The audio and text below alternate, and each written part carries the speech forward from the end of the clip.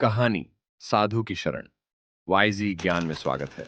आपका चैनल को सब्सक्राइब नहीं किया तो सब्सक्राइब कर लो। भाग 8 जीवन की तपिश। जंगल के पास बसे एक छोटे से गांव कचनपुर में सीमा नाम की एक औरत रहती थी। सीमा की उम्र लगभग 32 वर्ष थी, लेकिन दुख और अकेलेपन ने उसे अपनी उम्र से अधिक परिपक्व बना दिया था। वह विधवा थी और अपने जीवन में अकेले संघर्ष कर रही थी।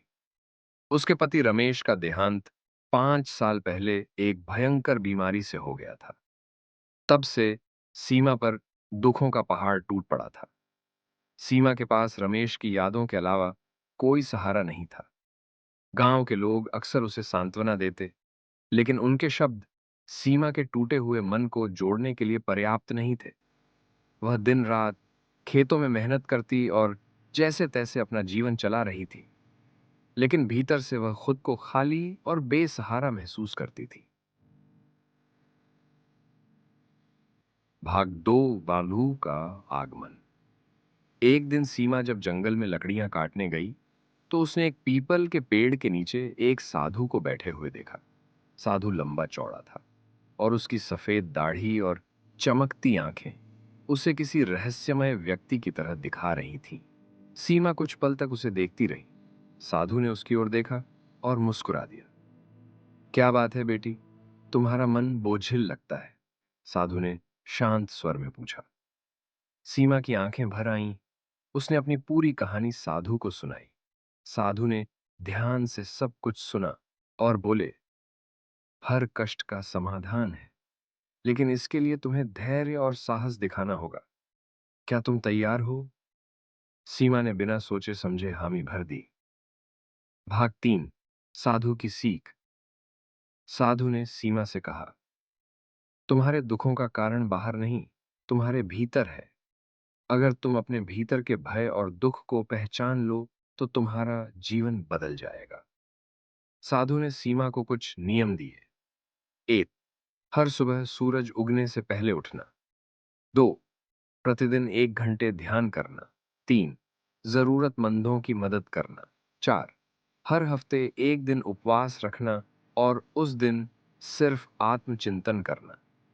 सीमा को ये बातें कठिन लगी, लेकिन उसने साधु के मार्गदर्शन पर चलने का निर्णय लिया।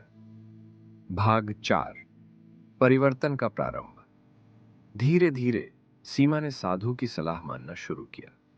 हर सुबह वह सूरज के साथ जागती, ध्यान करती और अपने काम के साथ साथ दूसरों की मदद करने लगी। गांव के गरीब बच्चों को पढ़ाना और जरूरतमंदों को खाना खिलाना उसकी दिनचर्या का हिस्सा बन गया। जैसे जैसे समय बीता, सीमा ने महसूस किया कि उसकी जिंदगी में एक नई ऊर्जा आ रही है। उसके मन का डर कम हो रहा था और वह अपने जीवन को एक नई दृष्टि से देखने लगी थी। भाग 5 साधु का आशीर्वाद। एक दिन साधु ने सीमा से कहा, तुमने अपने जीवन को सही दिशा दी है। अब तुम्हें एक नई जिम्मेदारी उठानी होगी। तुम सिर्फ अपने लिए नहीं, बल्कि दूसरों के लिए जीने का व्रत लो। यही तुम्हारे जीवन का असली उद्देश्य है। सीमा ने साधु के सामने प्रण लिया कि वह अपने जीवन को दूसरों की सेवा में समर्पित करेगी। भाग 6 नया जीवन। सीमा अब गांव में सबकी मददगार बन गई थी। वह अपने अनुभवों से लोगों को सिखाने लगी कि जीवन के दुखों से कैसे निपटना है। उसकी बातें और उसके कर्म गांव के लोगों के लिए प्रेरणा बन गए। कुछ सालों बाद जब साधु वहां से जाने लगे, तो उन्होंने सीमा से कहा, तुमने जो सीखा है उसे दूसरों तक पहुंचाते रहना। यही तुम्हारा सच्चा धर्म है। सीमा ने साधु को नम आंखों से विदा किया और जीवन भर उनकी शिक्षाओं पर चलने का व्रत लिया। अंतिम भाग प्रकाश का मार्ग। सीमा का जीवन अब अंधकार से निकलकर प्रकाश की ओर बढ़ चुका था।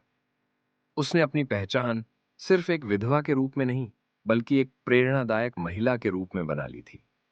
साधु की शिक्षा ने न केवल सीमा का जीवन बदला, बल्कि पूरे गांव को एक नई दिशा दी। यह कहानी यह संदेश देती है कि चाहे जीवन कितना भी कठिन क्यों ना हो, सही मार्गदर्शन और आत्मविश्वास से हर समस्या का समाधान संभव है। थैंक यू दोस्तों, और तक वीडियो देखने के लिए ऑल द बेस्ट।